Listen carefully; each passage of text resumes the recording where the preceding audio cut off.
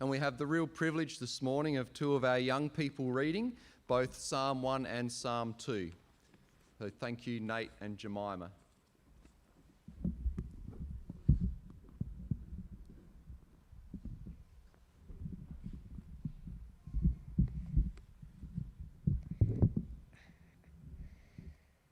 Blessed is the one who does not walk in step with the wicked, or stand in the way that sinners take, or sit in the company of mockers, but whose delight is the law of the Lord, and who meditates on his law day and night. That person is like a tree planted by streams of water, which yields its fruit in season, and whose leaf does not wither. Whatever they do prospers. Not so the wicked. They are like chaff that the wind blows away. Therefore the wicked will not stand in the judgment, nor sinners in the assembly of the righteous. For the Lord watches over the way of the righteous, but the way of the wicked leads to destruction.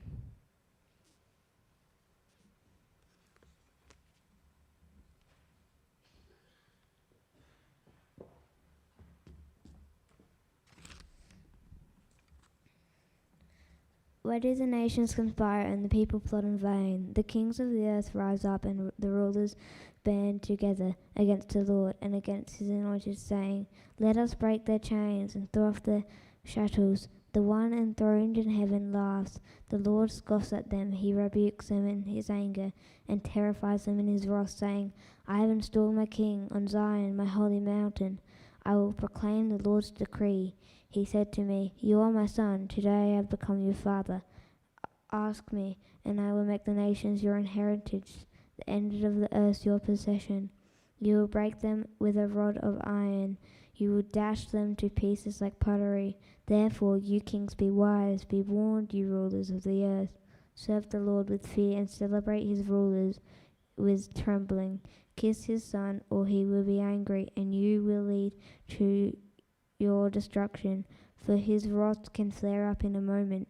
Blessed are all who take refuge in him.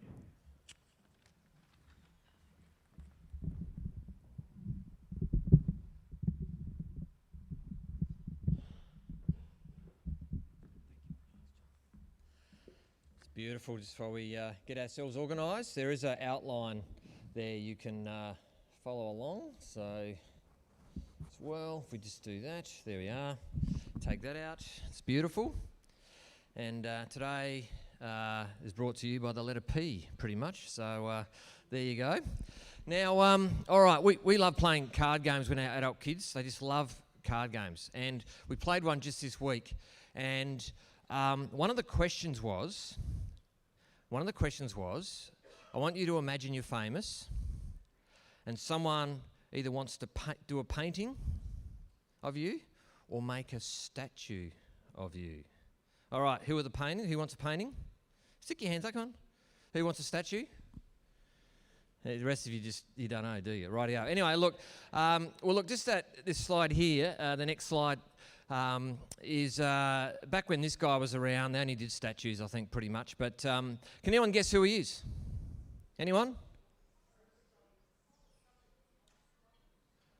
Sorry, I can't hear a thing really. But he was born in 384 years before King Jesus. He was known as the philosopher in the West. Philosophy, of course, is a word that comes from philo, love. Sopher, meaning wisdom, lover of wisdom or knowledge. Who is this guy? Aristotle. So did anyone get that? Anyone? Yeah, beautiful, you're all over it. I knew you guys were smart down here. Anyway, Aristotle, he loved thinking about really big questions, like what is a human being? Where do we come from? What is the good life? Why are we here?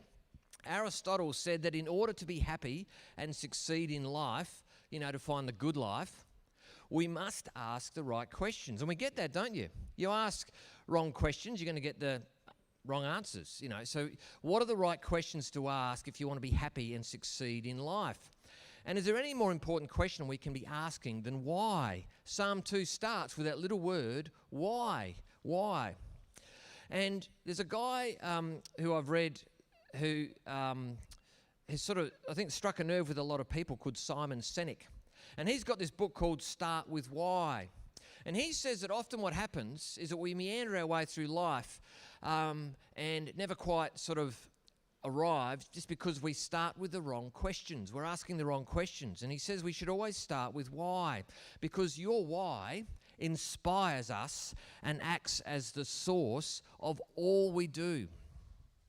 Simon Sinek says that most people, we start with the wrong questions. Why start with why? Well, your why is like the engine in a car. Can you really call a car if it's got no engine? The whole point of a car is to take you places. Your why is what moves us. It's what gets you out of bed. Your why sets the direction and destination of our lives. And this is why I had Psalm 1 and Psalm 2 read out together, because the two Psalms tell us about the two roads that we can choose in life. Two roads. They're like song A, song B, but they're really one song. Parents, I want you to pull out, those old vinyl LPs. Anyone still using them, playing the old vinyl? Love the good vinyl. Side A, side B. That's what Psalm 1, Psalm 2 are. One album with two sides. And what we learned, and you would have learnt last week from John, and reminded again this morning, that there's the world's way, that for people who are on that way it's going to end badly. Then there's the Jesus way, that God promised ends in blessing. Now, blessing is a Bible word that means good life, happy life. Psalm 2 helps us answer some big why questions about why is our world the way it is, why is my life the way it is, and especially why is the Jesus way the best way for life in this world. The Psalm 2 song, it has 4 verses, 3 lines each, and they show us, I think, at least 4 beautiful things about who Jesus is and why Jesus is God's true way to the good life. That first point there, who is Jesus? He's the king that all people are pointlessly united against. We've just sung one of our favourite family Colin Buchanan songs. I mean, why do bad or evil things happen? Why is there so much crying and conflict? Why does my life hurt? Why am I hurt by others? Why do I say and do things that hurts others? Why are relationships such hard work? Why do they break? Well, the first verse of Psalm 2, this song explains why the world is the way it is. Let's read that out again. Why do the nations rage and the peoples plot in vain? The kings of the earth set themselves, the rulers take counsel together against the Lord and against his anointed, saying, let us burst their bonds apart and cast away their cords from us. Why is the world the way it is? Well, it's because all people purposely get together to plot, to try to scheme how they can overthrow the good rule of God and his king from our life and from his world. Now, here's the irony. Does it feel like that we're living in an increasingly divided world? Do you get that vibe? But here's the irony. We live in such a divided, messed up world, but yet this opposition to God and his king is the one thing that unites all people in the world. It's pretty ironic, isn't it? Crazy. Why? Because like a lawn bowl is made with that bias. No matter how you roll it, it's going to curve in, isn't it, on itself? That's how we're born, with this sort of bias, like a lawn bowl, curving in on ourselves. We're born thinking that we can do a better job of running our lives, running this world, than God and his king. We just can't help ourselves. Who is this Psalm 2 king? Of course, it's Jesus. And it's why the Apostle Peter, he quotes from Psalm 2, 1-3. Actually, all the apostles quote there. I don't know if you remember that start of Acts when Peter and John, they're arrested and they come out of prison, get together with the other apostles, and then they read out, they quote these 3 verses from Psalm 2 And why? Because they realised that Psalm 2 was fulfilled in Jesus' suffering and death. Let me read verse 27. Acts 4, verse 27. For truly this is this city where they gathered together against your holy servant Jesus, whom you anointed, both Herod and Pontius Pilate, along with the Gentiles and the peoples of Israel's. What are they saying? This Psalm 2 song, written 1,000 years before Jesus, is fulfilled by Jesus in his suffering and death. This united opposition against King Jesus and his people will continue right up to the end of history until Jesus comes back. And that's why we read this in Revelation chapter 19, verse 19. And I saw the beast and the kings of the earth and their armies gathered to make war against him who was sitting on the horse and against his army. And who is sitting on his horse? King Jesus. That's just the way the world's going to be. I think part of getting on in this world is managing your expectations. Isn't it? This is how it's going to be. Especially if you're a follower of Jesus. Who is Jesus? He's the King all people are pointlessly united against. But hang on a minute, why is it pointless? Why is it in vain? That's how the psalm starts off, doesn't it? Well, look, here is part one of a short video made by some children that explains why this rebellion is pointless and how God feels about it. The kiss that counts. Psalm 2. Psalm 2 begins with a question. Why do the nations rise up in anger against God? Does the writer of Psalm 2 ask this question because he's confused or unsure? No, the writer asked this question because he can't believe people would do such a thing. People would really rise up in anger against God's chosen king, but that's exactly what people did. Many people rose up in anger against Jesus. Pharisees became angry at Jesus because he claimed to be God. So they plotted to have him killed. Pilate questioned and questioned Jesus, but gave up. Jesus had done nothing wrong. Pilate sent Jesus to King Herod. King Herod and his soldiers mocked Jesus. They put a royal robe over his shoulders and made fun of him. Herod sent Jesus back to Pilate. An angry crowd rose up against Jesus. Pilate feared the angry crowd, so he sentenced Jesus to death. The first time God came to earth, people rose up against him and had him killed. Back in Psalm 2, we see what God thinks of this plot against him. And what's God's reaction to all this? God laughs. The nations rise up against him, but he's not worried. He laughs at the very thought of it, as if the whole world could take him on and think they could win. There you go, part 2 to follow. It's pretty... Brings us to the second big truth about who Jesus is. Who is Jesus? He's God's perfect and permanent King. It's a pointless rebellion, and we meet Jesus, God's perfect and permanent King, verses 4 to 6, the second verse of our song.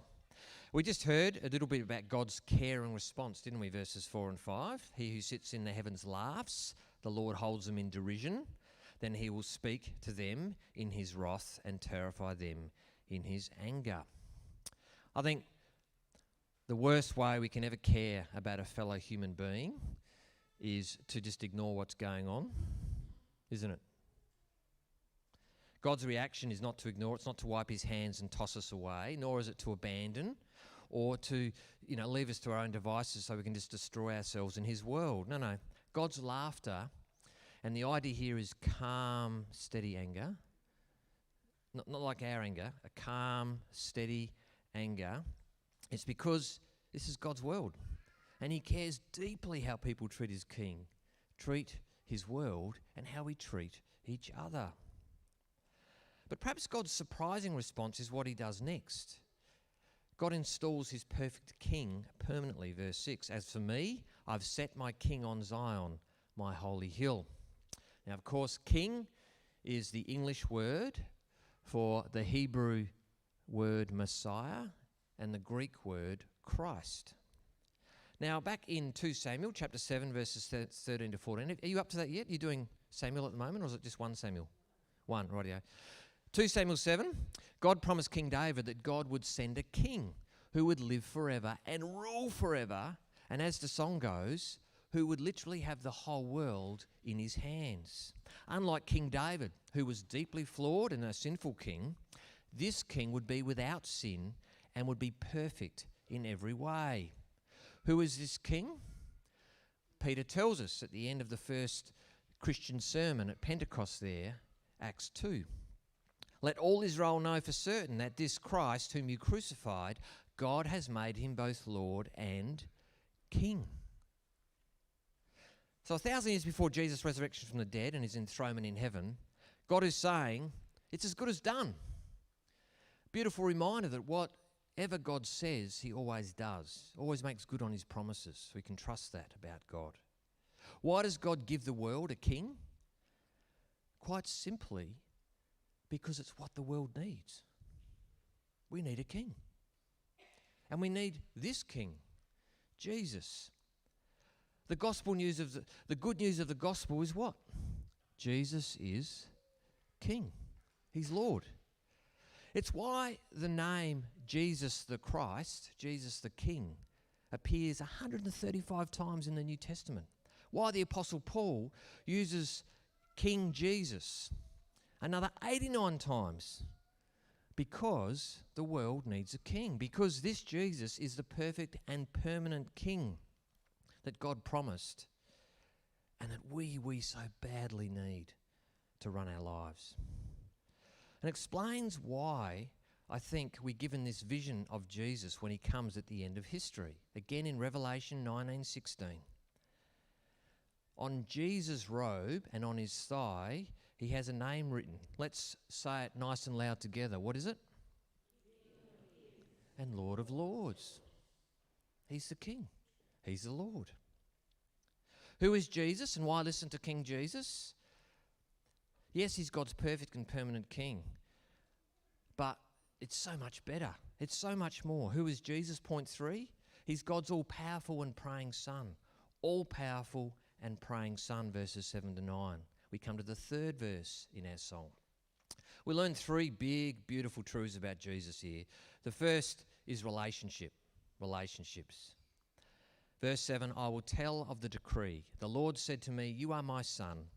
Today I have begotten you. Now, a decree is something that is permanent and unchangeable.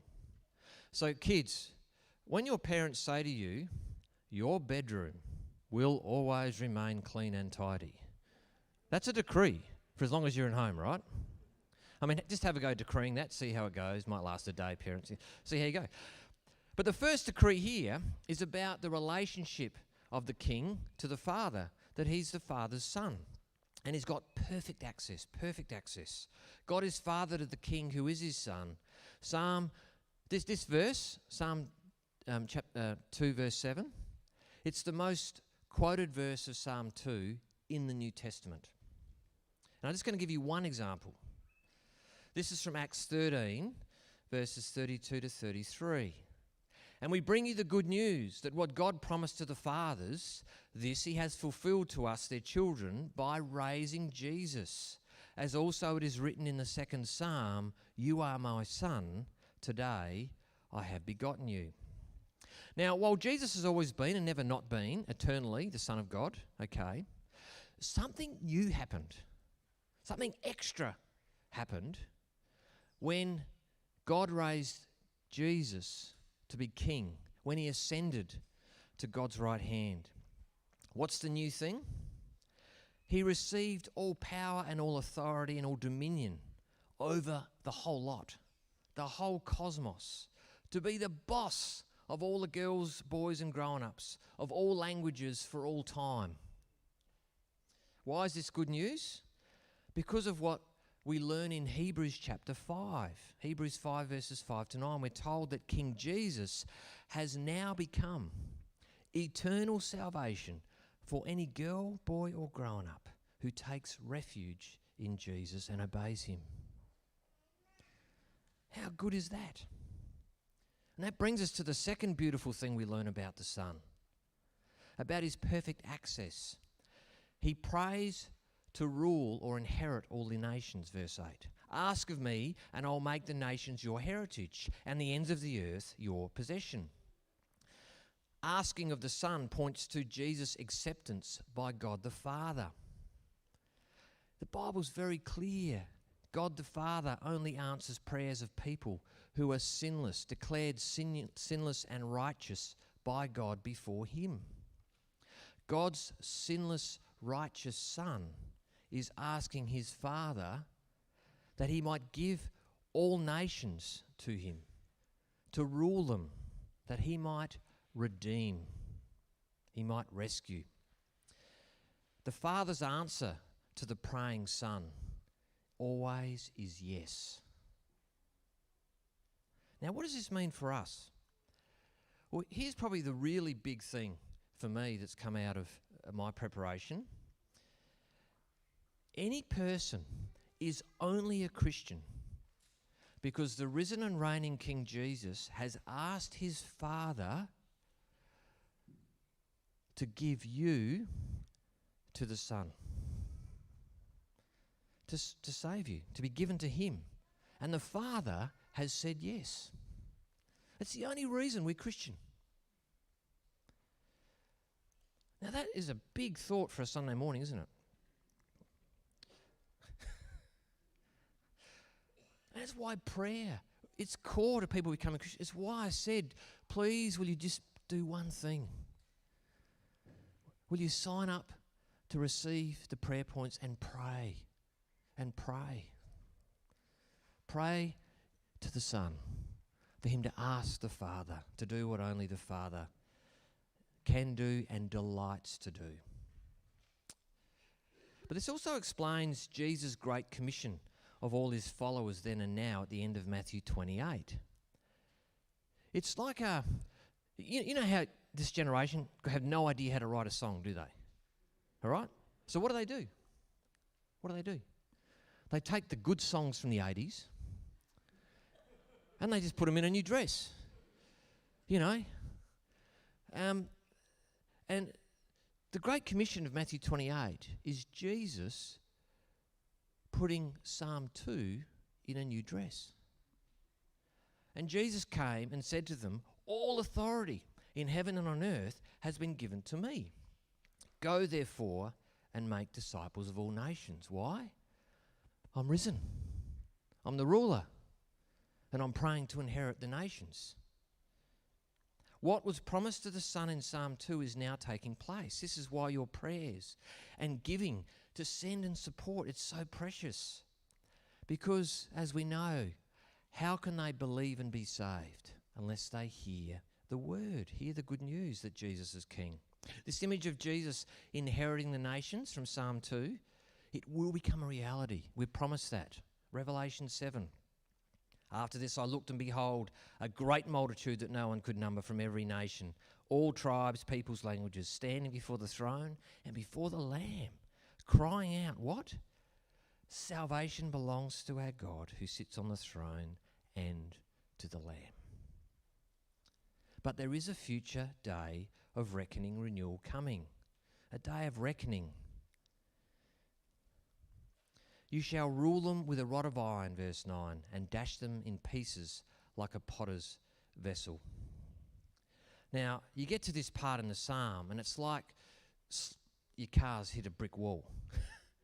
It's so confronting. What? As Jesus says in John 5:22, the Father has entrusted all judgment to the Son. What? King Jesus? Dashing all who are opposed to him like smashing pottery? But I think it's meant to actually shirt front us. It's meant to shake us up so that we might realise how precious it is that the Son has prayed to the Father for the Father to give him you. That we might realise the urgency and the importance of getting the good news that Jesus is King out to those who need to hear it. It really matters that good news, we get it out there. It's why Psalm 2 is quoted in Revelation 2, 26, 27. The one who conquers, I will give authority over the nations, and he will rule them with a rod of iron. as when earthen pots are broken in pieces, quoting Psalm 2 verse 9. Again, Revelation 19 verse 15, from his mouth comes a sharp sword with which to strike down the nations, and he will rule them with a rod of iron. Now, I want to just acknowledge we've had a lot of Bible today, actually more than I would even use in a sermon. I just wanted just to show you one very simple thing. Why Psalm 2 is the second most quoted psalm in the New Testament. Does anyone know the most quoted psalm? 110. There you go. All right. But just simply, Psalm 2 shows us who Jesus is. And therefore shows us why Jesus is the only one we must be listening to, and with his help, trusting in and obeying with all of our lives. There really is a used by date sticker on the cosmos. There really is. The King is coming. It's all hands on deck to save as many people before the ship goes down. Like, we really are living in a Titanic sort of world, sort of situation here. And it brings us to the last verse of the song, the response. Who is Jesus? The King to be kissed while he still can. Now therefore, O kings, be wise, be warned, O rulers of the earth. Serve the Lord with fear and rejoice with trembling. Kiss the Son, lest he be angry and you perish in the way. For his wrath, the wrath of the Lamb, Revelation 6, is quickly kindled. Blessed are all who take refuge in him. Blessed are any who take refuge in him. Of course, it's the same way Psalm 1 began. Blessed is the one. There's no refuge from King Jesus. There's only refuge in King Jesus. It's why Acts 2:40, again at the end of that first Christian sermon, when the crowd asks Peter, what should we do now? And what does the Apostle Peter say? Can you remember? Save yourselves. Save yourselves from this crooked generation. Save yourselves while you still can. King Jesus promises that no matter who you are, where you come from, whatever you've done, any girl, boy or growing up that takes refuge in him are saved and safe from the coming day of justice. Anyone who joins Jesus on the Jesus way is safe in the arms of Jesus. All your sin is paid. Nothing in this world can harm you, not even death. You will be brought through the valley of death by Jesus himself to resurrection life with him in eternity. I mean, how good is that? But the last word really has to go to the kids. So here's part 2 of that video. That is why Psalm 2 ends with these words. Kiss the Son, or else his anger remains on you. Those who side with Jesus will have God's anger against them and turned away. But anyone who stands against them, Jesus, God's anger remains on them. And the world thought Jesus had lost when he died on the cross. But the day Jesus died was the day Jesus won. So now only those who take Jesus' side will win, because those who take Jesus' side get to sit at his side forever. Everything Jesus has done, he shares with you. How amazing is that?